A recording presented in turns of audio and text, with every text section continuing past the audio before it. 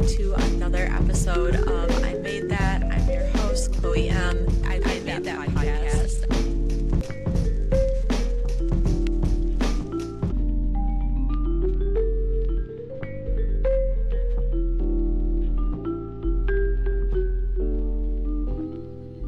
Welcome to another episode of I Made That.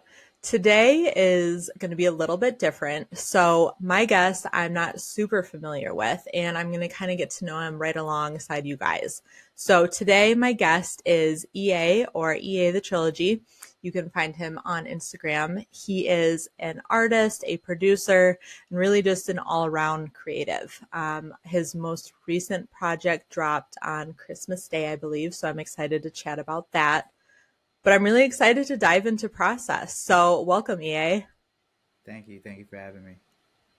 The first thing I always like to start out with is, can you, in your own words, explain what it is that you do? Yeah, I started out as a artist, went into the producing world. I make great music. Right now, I've been focusing on making music that heals you. Like, I want to get to as close as possible, making music that will like physically and spiritually heal you in both ways. And yeah, so I'm all around just expressionist. My brother came up with that word. I don't know if he came up with it, but I love creating for that reason. Right now, I'm getting into clothing, so I want to produce those same feelings that I would through the music, but through the clothing. So yeah, and occasionally I'll help people with their own projects, like design or music wise. I think that's really interesting that you say you want your music to be healing or almost kind of like a spiritual experience, because what I've listened to from you, that's exactly how I would explain it. It's almost like meditative. So would you say, is there anything particularly that influenced you to create music of that medium? Yeah, I always had that like idea in my mind that like I just feel like God placed it because my last project that I dropped this past September was very abrasive in nature. And I always had like that phrase stuck in my mind, like after war times comes peace. And that's where I figured out like for myself, that album was the like personification or like the manifestation of all like the anguish, the emotions, and all that turmoil that was going on through the time. And so for this new like wave of healing music, healing like sounds and frequencies, it's something that I'm also experiencing at the same time while creating it. It's like art imitates life, but it's in the same nature. It's happening at the same time. They're imitating each other. For me, it's almost like kind of like it's fueling. You know what I mean? I Yeah. think that for me, a lot of times, I don't know what word you want to put on it. For me, it kind of feels like manifestation. When I get really into something, I tend to attract clients or people in my life that are kind of on that same path too. I feel like the universe or God or however you want to put it, there is that kind of attraction to what you need in that moment. So I think Mhm. that's really wonderful that you're experiencing that through creativity and art as well. That's very special. Yeah. It's something that was placed on my heart. Uh, I got affirmation through that though, because like I've always had that feeling of like this is what I'm supposed to do. But I really started like that battery was put in my back when I first came to LA in this like series. I've been coming quite frequently recently, but I first came to LA and I met with some family at Sohn. You might, I think you know them, Sohn, and Mm-hmm. they opened up their hearts. They showed me what they were creating from, and how like the music and the clothing was really affecting them as well as how they wanted it to affect others. And experiencing that, and then coming back home, and then just sitting with it and like letting it stir up, it put a different type of battery. It was like, yeah, look at them. This is they are living out their purpose, and they're living out what they are meant to do right now, and this is what you should be doing. So that's really what's been driving me lately. It's just not even them too. It's like a bunch of other people. It's like There's Chad Spencer. He's great. He loves to. One thing I really love about Chad is he likes to bring people together that have talent. He's very good at that. And my brother 40, he always inspires me. He's very creative. He knows his mind works in that way where he's like, this is what you want to achieve. We can do this to bypass this. He's very good at like strategizing. But there's a bunch of them like that. High Frame is another one. He inspires me a lot. Drems. I could go on, but there's those people that are fundamental. Well, and I think it's so important to be around people that inspire you because you have to kind of keep that stoke alive. I think it's very easy to get stagnant or to not level up if you aren't around people that are doing exciting things and things that make you want to kind of push your boundaries. So Mm-hmm. I think that's really cool that you have such a solid group of people in your life that are being creative in all these different ways, but really forcing you to like want to do more. And like you said, like being able to go home and just kind of sit in that and understand what that expression means for you. Yeah, it's it's it's life changing. I was actually just testing somebody earlier, and we were just testing each other about like what we were doing and how the day was going, how we were feeling over the period of time, and it was just like we came to this like agreement that we both felt like we were just full of potential energy, getting ready to convert into kinetic. That's what I texted him, and now is the time where all of that inspiration and all of that guidance and just bubbling of ideas comes to light, and you're able to affect those people that you were meant to. When we talk about, like you're saying, like the idea of like all this potential turning into like actual energy and being something, I think that a lot of people miss the doing. I think that right Mm. now there's a lot of emphasis on like ideation. How do you put yourself in the mindset to go do, to actually make these things come to life or to produce some form of tangible, like deliverable? I'm very, I don't want to say meticulous, but it gets to a point where if I'm not doing something, I feel very unproductive. And I like despise it when I feel unproductive. So I always try to do something. Like whether it's opening up a session file to just go over some music, see what I can change or see what needs to be added, removed. Or if it's just, opening up the journal and just drawing shapes, which then can later down the line be turned into clothing shapes or drawing animals. It's like do whatever to get out of the rut.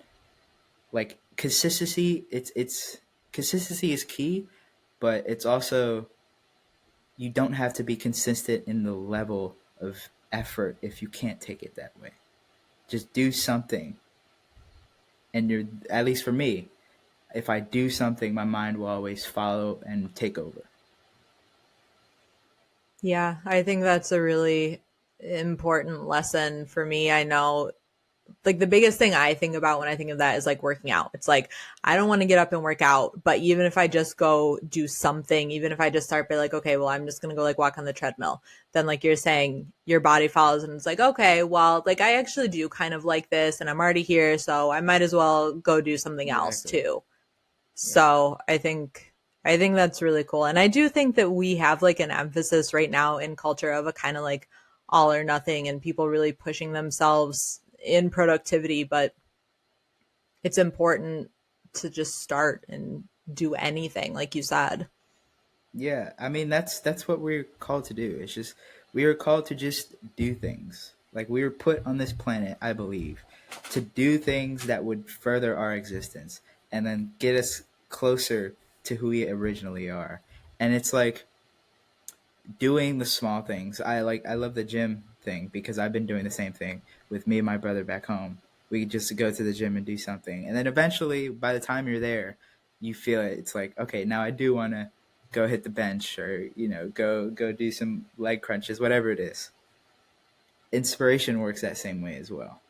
You can find the smallest inspiration of something and then expand it because I guess your creative mind can do that. And I love that. I think, another thing that I always really preach is like practicing creativity.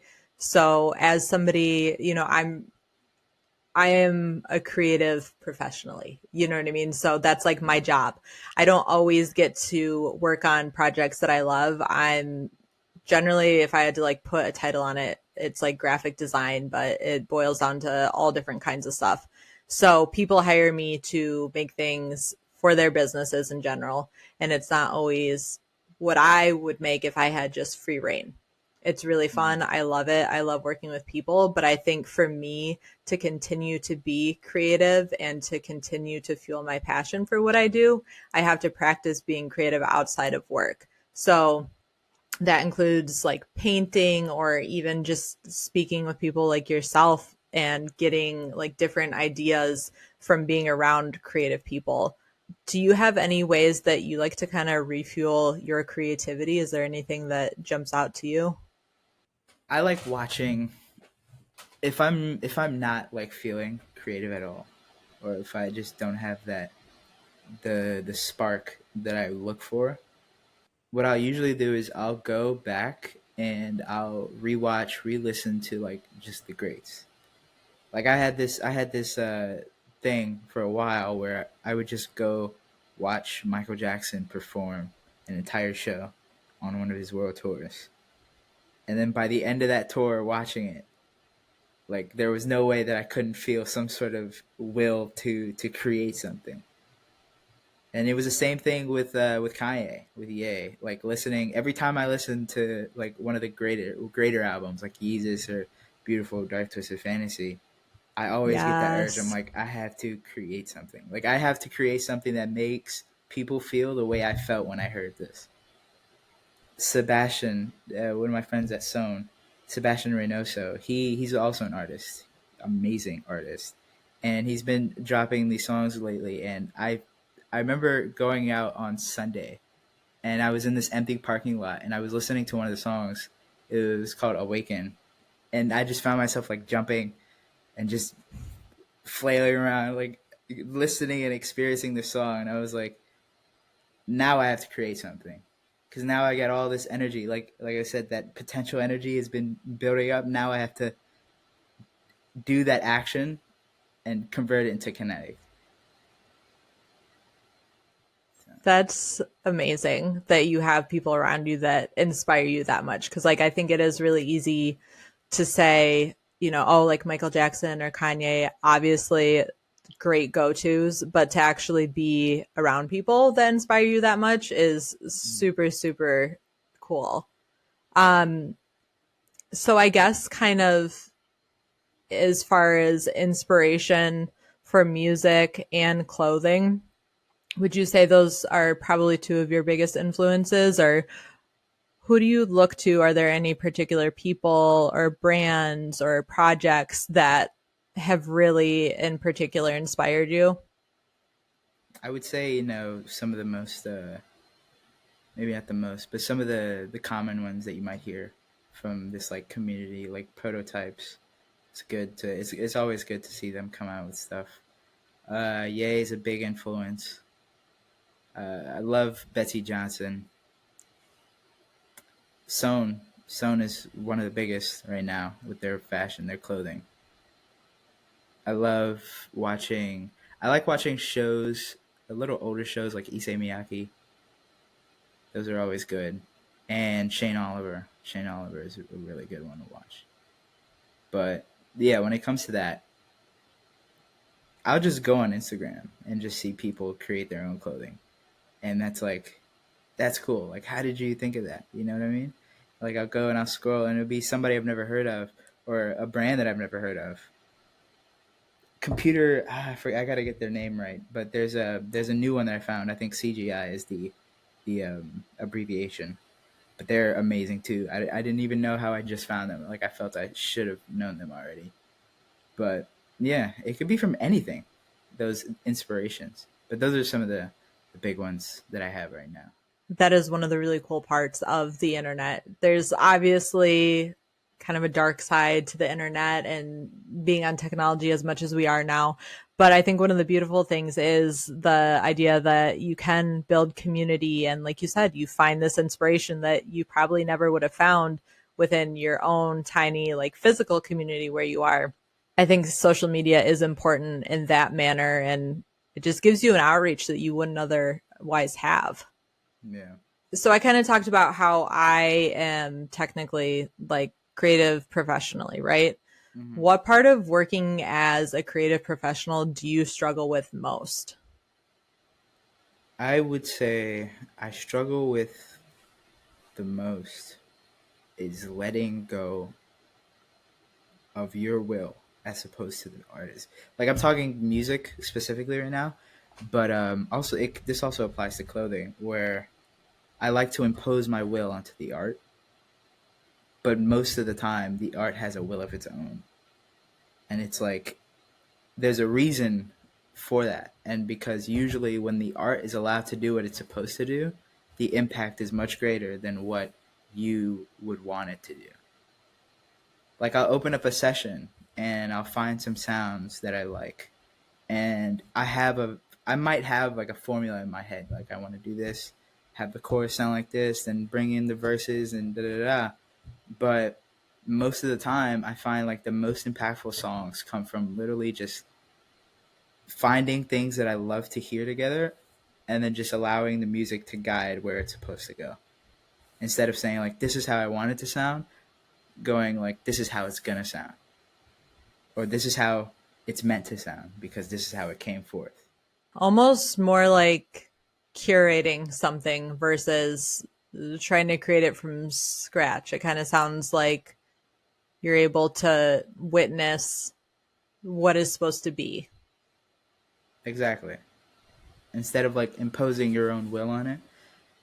Mm-hmm. And I always found I had to struggle with that because like I always like the ego is huge at all times, but it's a killer sometimes because you might hear a certain sound and you're like, okay, this is how this is gonna sound like the most fire.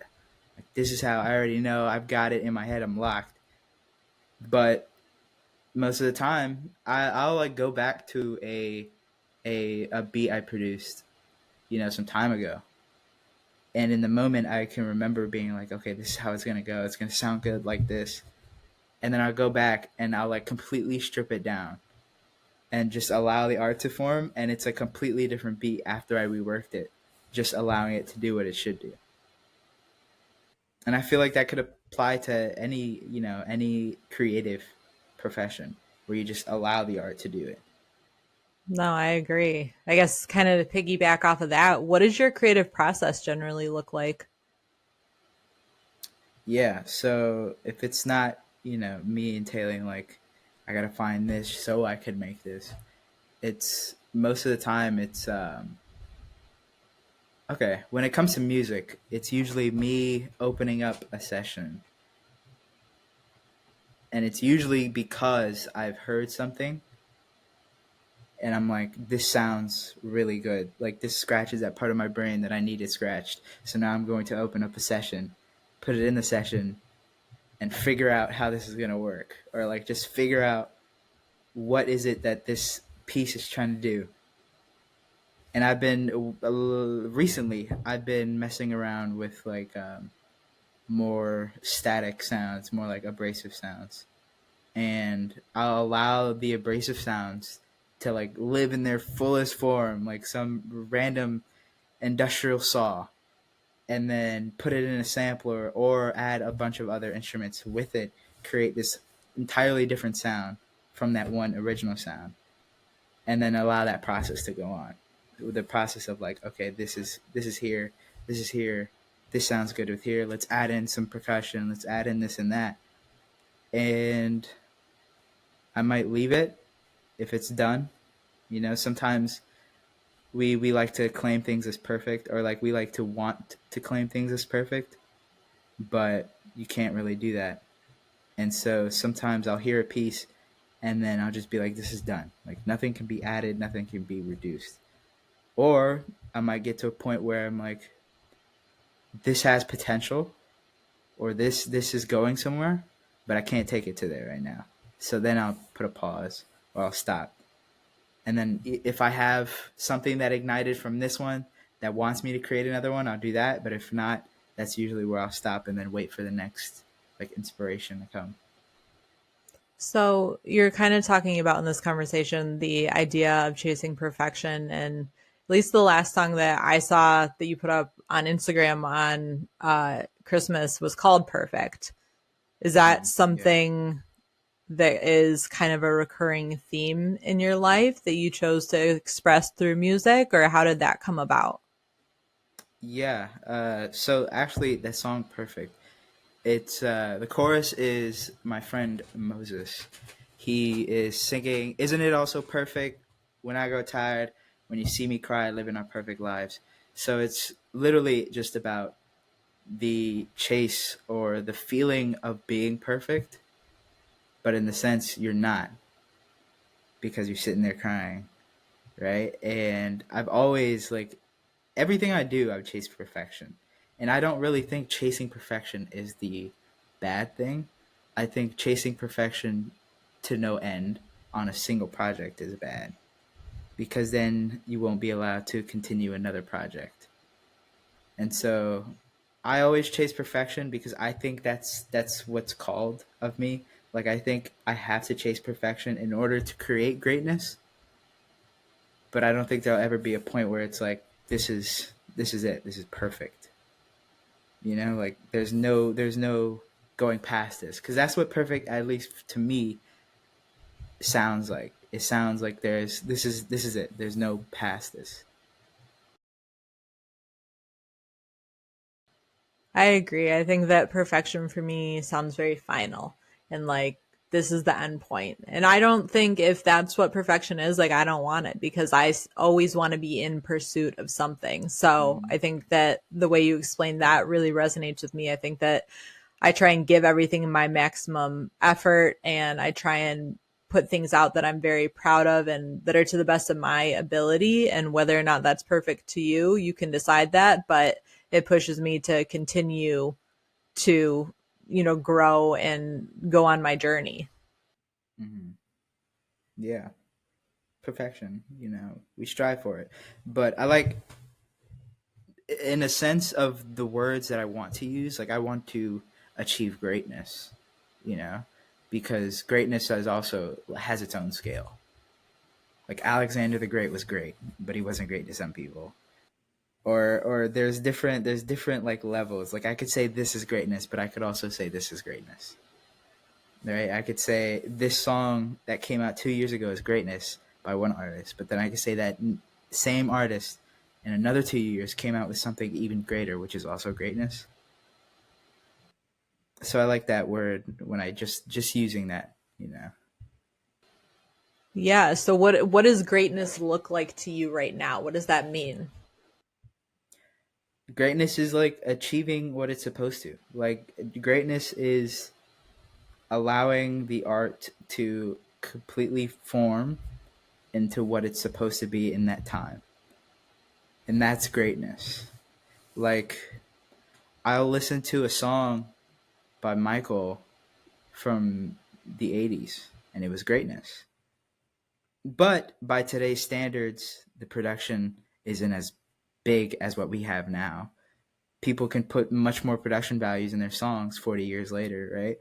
And it's like this is also greatness, but this having more production value than those 40-year-old songs does not exclude those 40-year-old songs from being greatness. But it's also because those songs that came out in the 80s were great for their time. And they still are great. They're still greatness. But that was perfect timing. I guess that's a good thing to say perfect in. You can't really achieve perfection, but you can have perfect timing. I think timing has a lot to do with it. I think that, another thing that I always preach is like preparing to be lucky so Mm-hmm. that, when that timing is perfect, it's you've honed your craft, you've worked on things, you have your elevator pitch down, whatever that means, you're ready for that perfect timing. Mm-hmm. 100%. Opportunity meets, what was it? Yeah, opportunity meets preparation. Mm-hmm. That's luck. It's great. It is. Yeah. I like to call myself lucky. Yeah, I have. Which one? Make your own luck. I have tattooed on this arm. I think that that's something I believe in hard work. I believe in making yourself lucky. I believe in that preparation and just being ready. So we kind of talked about, I think, a lot of the good things that you're going through right now. You said that you came out of a situation where you were making more abrasive music. So I guess kind of on like the abrasive side of things, can we talk about a negative situation that you were able to learn from? 2 years ago, I was very egotistical.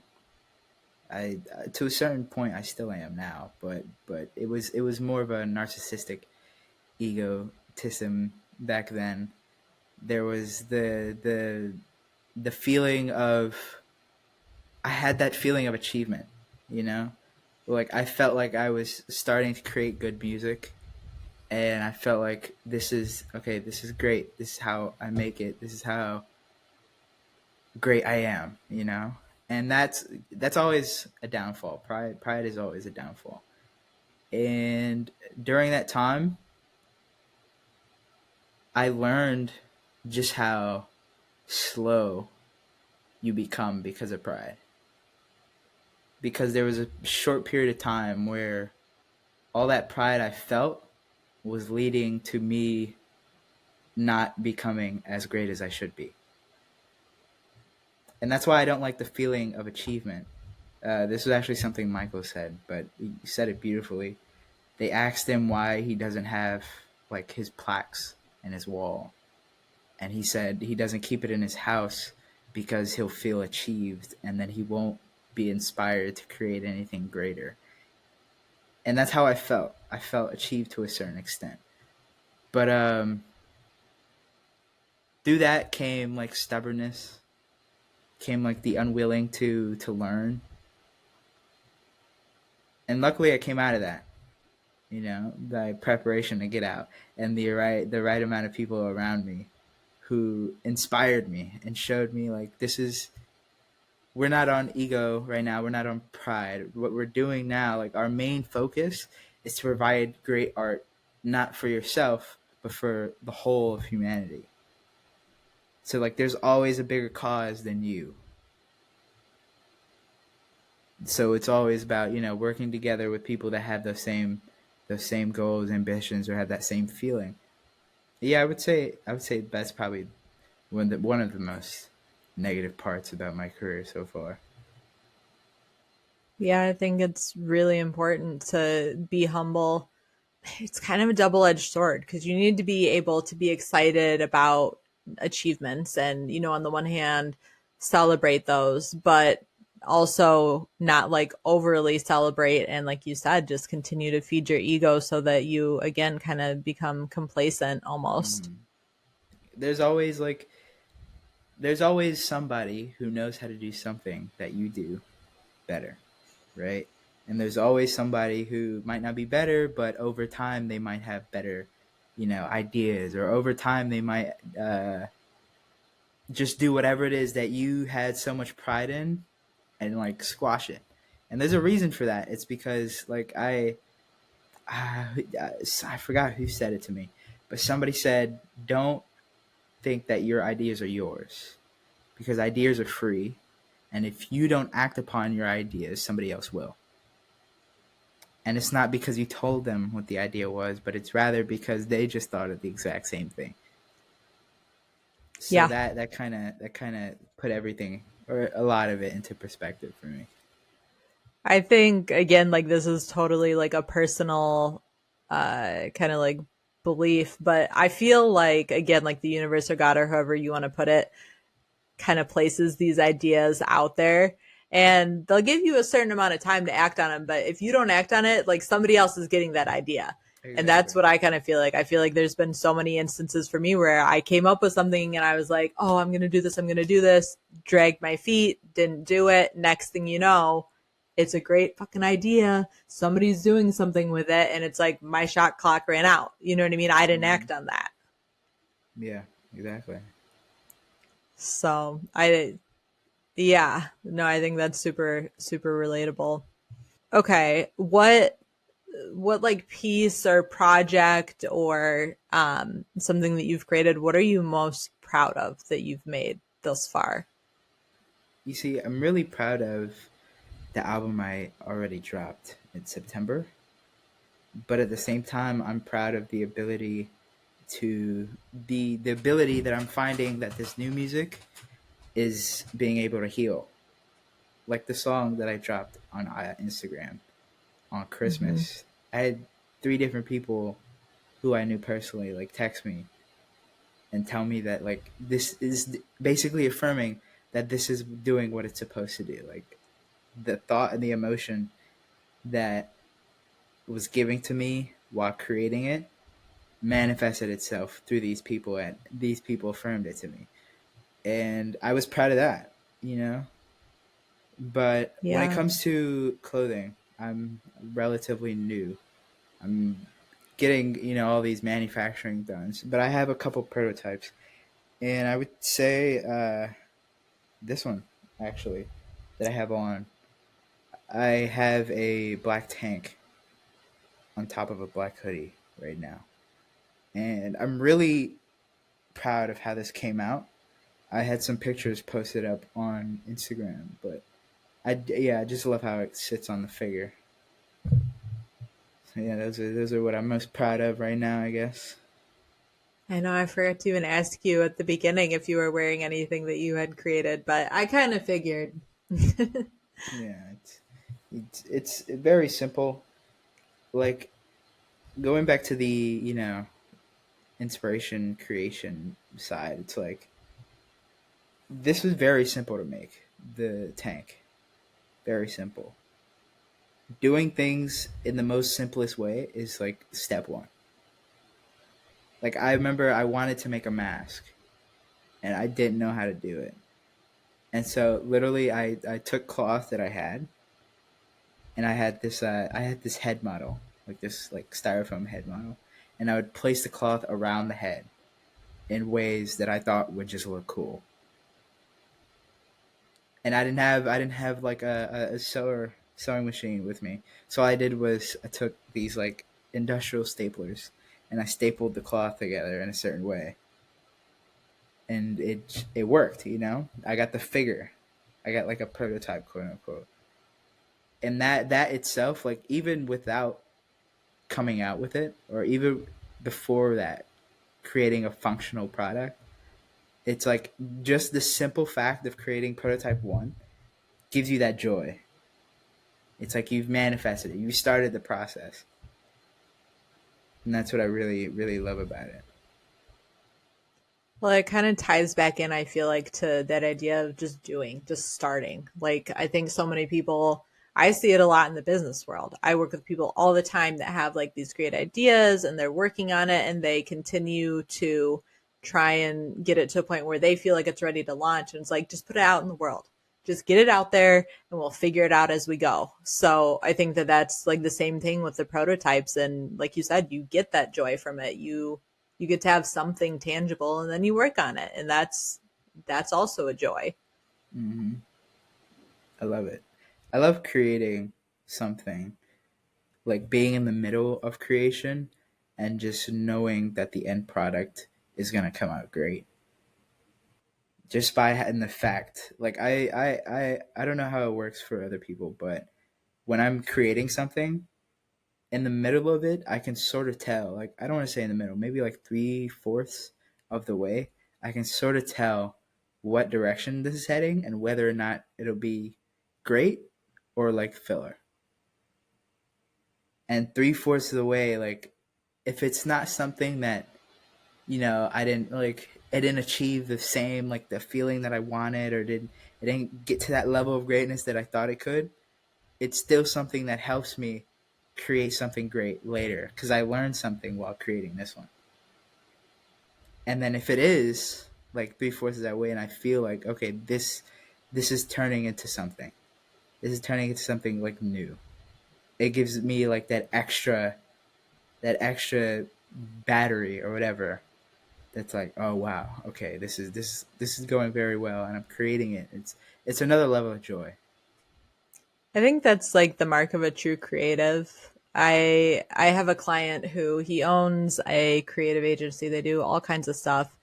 But basically how he looks at it is a lot of people start at step one. So we have a whole bunch of people that like start out there. Then you see all the people that are at step 10, but all these people in the middle, steps like 5, 6, 7, you don't have a lot of people that are willing to get through that to level up to level 10. They don't enjoy the process. But I think true creatives, like you're speaking about, really enjoy the process. You like being in the middle, you like doing the work, you like that joy of like, I'm not fully done with this, but I can see what this is turning into. So I think that that's such an important skill to kind of behold. Yeah, 100%. Do you have any regrets, like looking back so far in your career, like people that you wish you would have worked with, opportunities you wish you would have taken? I don't know if I would say regrets because I'm happy the way everything has turned out. And I know that everything that has happened up until this point is a cause of me being right here and who I am now. And I know that if anything that has happened in the past didn't happen, I wouldn't be in the same position. Whether for good or bad. But I'm happy in who I am and where I am right now. Yeah, I don't think I would say I have any regrets because I'm just happy with everything every way that things have turned out.